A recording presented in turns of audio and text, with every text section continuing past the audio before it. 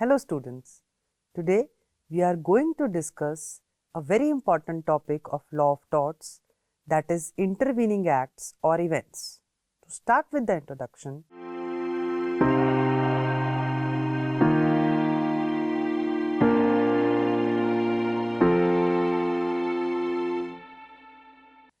damage caused to the plaintiff after the chain of events is interrupted by the wrongful act of the defendant at times are snapped too remote and therefore they do not qualify for the award of damages against the defendant.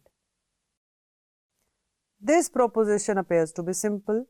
However, the major concern lies as to ascertaining whether a particular act or action tends to break the chain of causation. This chain could be broken either by action of a human or a natural event.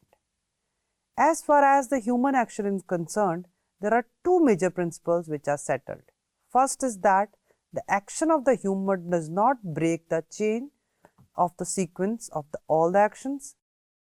That is, the simple intervention of the human has not prevented the plaintiff from claiming that the damage is because of the action of the human as one of the prominent elements in the chain could be recovered from the original wrongdoer. Secondly, in order to break the sequence, it has to be proved that something extraneous has happened which has disturbed the sequence of events. For example, if we have a duty to protect the children, their unexpected behavior cannot be claimed to have broken the sequence. Judicial interpretations of the concept.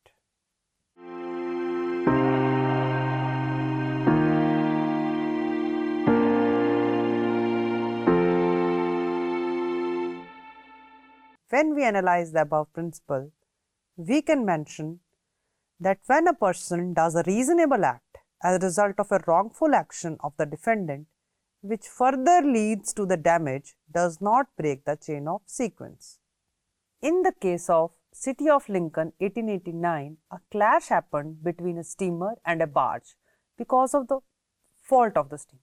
As a result of the collision, the compass, chart and other instruments of the barge were lost. Therefore, the captain of the barge navigated his ship by a compass which he found on the board.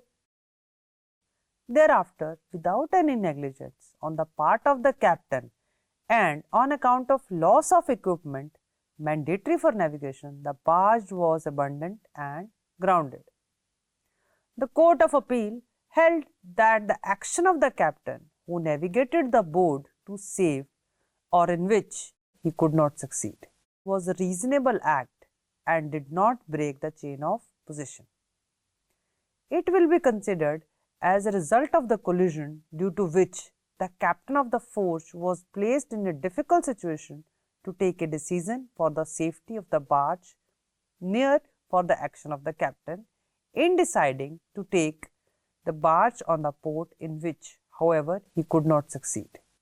It cannot be termed to be constituted an act of breaking the chain of causation. In case of TWNA versus Canada, the Ministry of Indian Affairs of 2003, the Court of Appeal considers unrelated intervening events to be the legal equivalent of the pre-existing conditions. As much as pre-existing conditions are accounted for, one must also account for unrelated intervening events.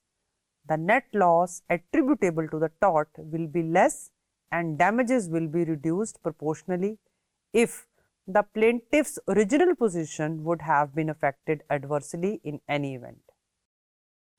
When an event chain has been broken due to an intervening event, this court laid out the rules in Allen versus Luca, a 2021 case.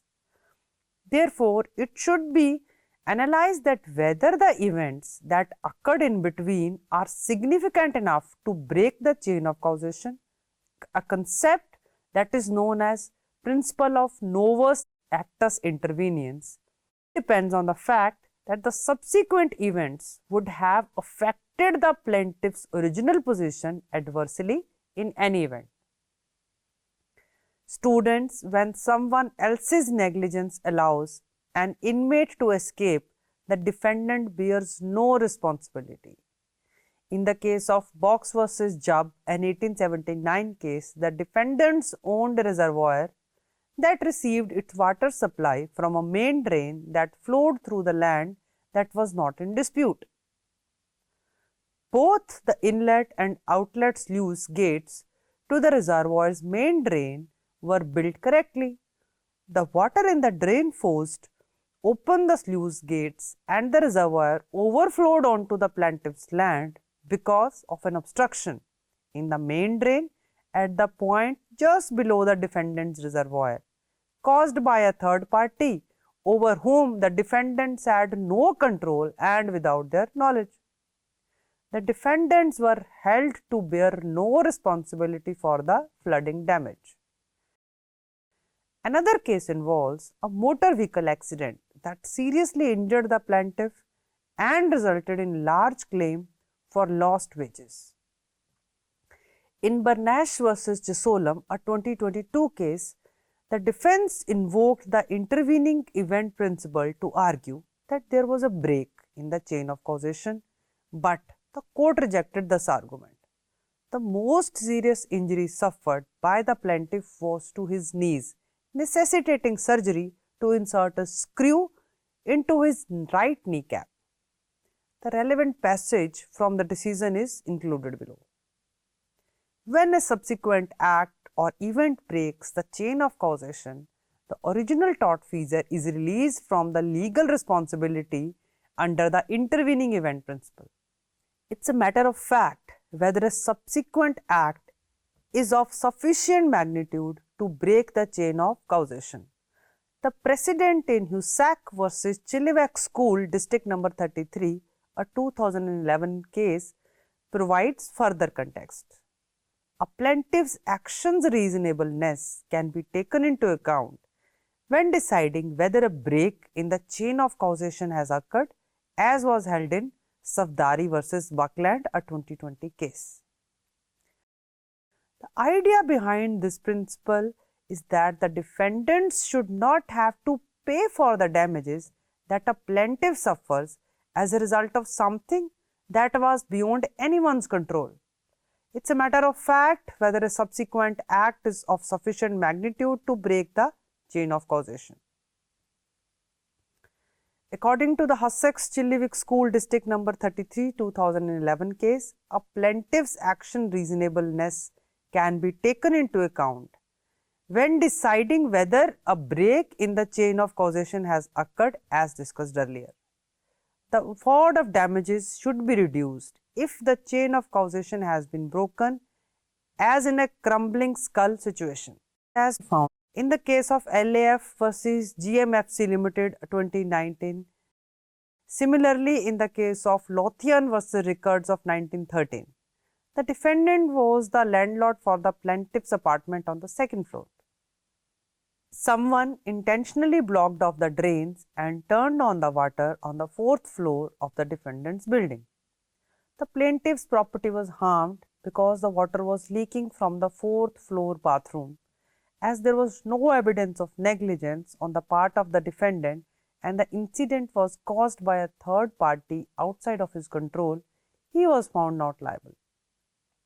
Students, let us discuss the significance of intervening act to ascertain the liability.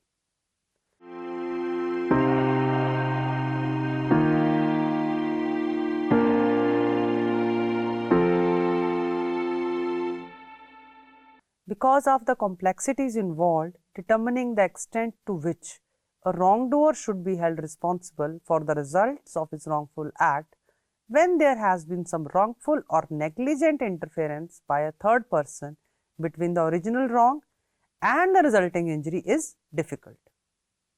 Students, it is even true now that it was in the past because the consequences of the event when the smallest wrongdoing can have far-reaching and diverse effects in today's complex societies, making it so that every wrong leads to a series of increasingly dire consequences that can be traced back to the original tortfeasor.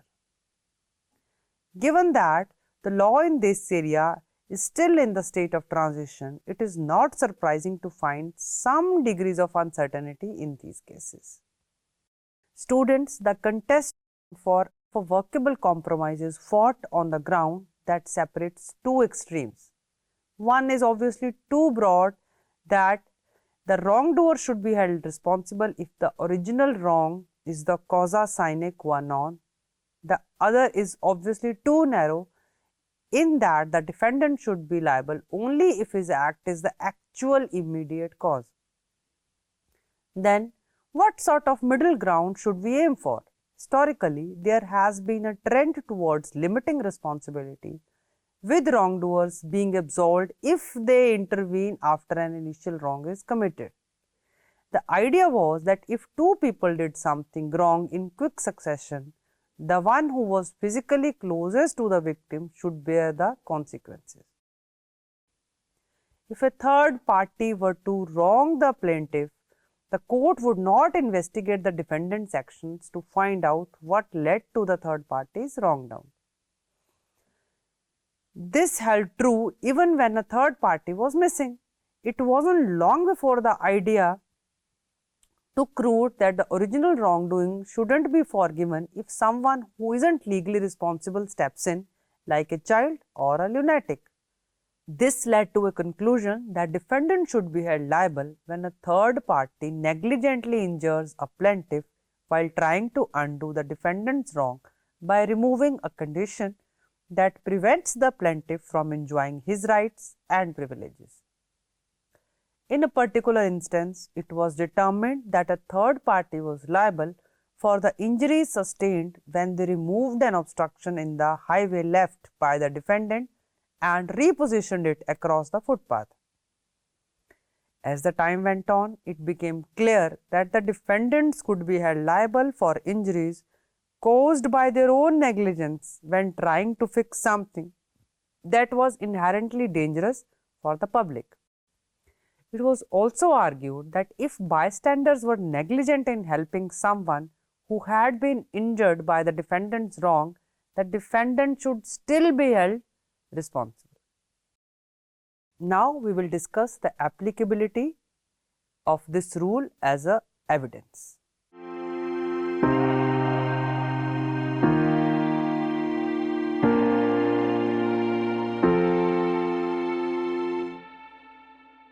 The courts have determined that the occasional negligence, which is an ordinary incident of human life, is not enough to break the chain of causation. The defendant is still held liable because their act is considered the proximate cause and the habitually thoughtless. Though legally culpable, inadvertent tendencies of careless people are not. This perspective has been applied to numerous incidents involving workers injured due to faulty equipment, materials distributed by others' negligence, and lift doors opened carelessly by strangers. The judicial system has extended the original tortfeasor's liability beyond what might have been expected, and almost all jurisdictions now considered it no excuse even if a willful or a deliberate wrongful act intervened. This broader idea originated in dicta from the case of Collins versus Commissioners of 1993, but has since then been echoed in countless other rulings and established as an indisputable norm. As a result of the defendant's carelessness in constructing a culvert, third parties intervened and flooded the plaintiff's property by tearing down an obstruction he had erected to keep water out. The accused were found guilty. The court did not believe the interveners were acting illegally, but found that the commissioner's carelessness was the primary and the substantial cause of the injury in the opinion of Justice Brett. Students, when it comes to the enforcing the original wrongdoer's liability, English courts have gone to significantly greater lengths than their American counterparts. Misdeeds that are both intentional and have unintended outcomes are distinguished from those that are malicious and have the specific harm they cause in mind. As a result of interference, the effect of the original wrongful act as an efficient cause is nullified, and as a result, many courts, especially in this country, refuse to grant the injured plaintiff relief against the first wrongdoer. It is argued that such a distinction, which is at most a matter of degree, is illogical and should have no bearing on the issue at hand. Is there any reason to give more weight to one case than the other on the problem of cause and effect? Because in one case a stranger has willfully intervened, but with no evil intent in his heart, and in the other case he has intervened with the express purpose of causing harm.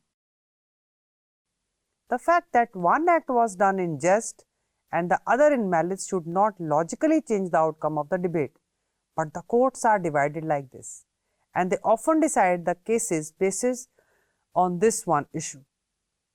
Although it is generally accepted that the liability should not be imposed when one person's wrongdoing makes it easier for other person to commit an intentional act of harm against a third party, it is argued that this is primarily a question of negligence, and it should not cloud the question of whether such an interference is materially to disturb the chain of causation.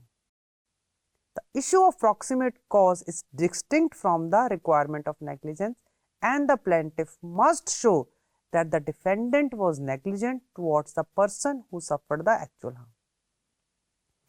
Indiana town's authorities were found not liable when a prisoner threw a constable into an excavation they had left on the highway, because the prisoner was an intervening independent human agency that made the party guilty of negligence in the first instance not responsible. Similar reasoning absolved the defendant in a California case in which a child drowned after being thrown by an enraged sibling into a pond that had been left unattended near a location frequented by children.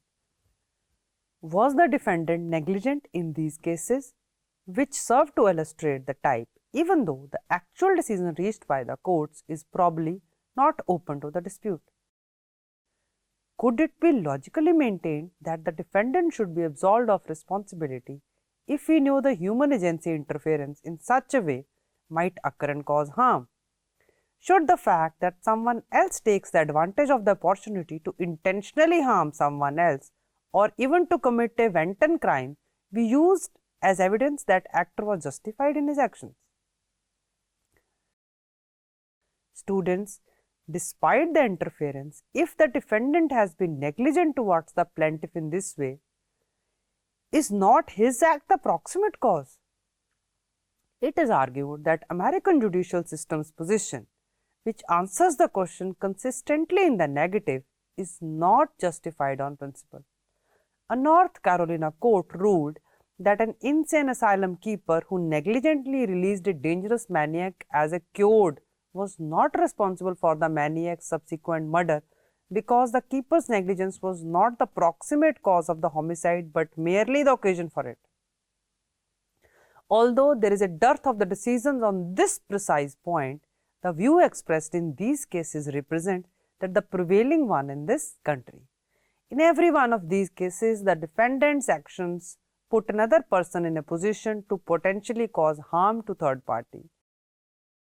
As a result of his carelessness, the defendant provided an individual with known dangerous proclivities with an opportunity to act on those proclivities, giving that individual the chance to do what the defendant should have known he would do in such a situation. Students, in the case of D. La Berre versus Pearson of 1908, the financial editor of a newspaper unwisely advised a reader to work with the broker who was outside the exchange and had not been discharged from bankruptcy. The court found that the newspaper should pay for the broker's theft because the recommendation was the primary and substantial cause of the plaintiff's loss of money. Despite the fact that the broker had committed a wrong after the recommendation was made, this was possible because the Caledonian Railway Company's property was legally supported by the statute.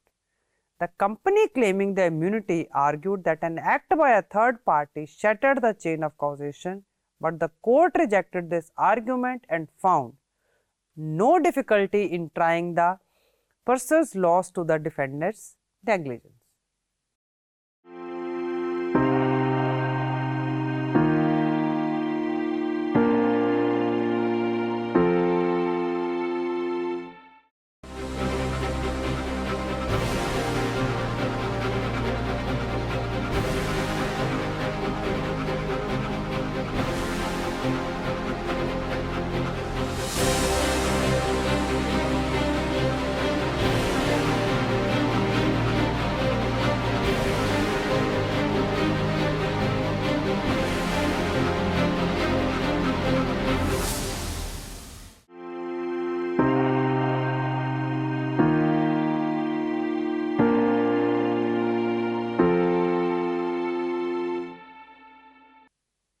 While discussing the conclusion, we could say that in light of these divergent viewpoints, every new instance of this type that emerges at once takes on added significance.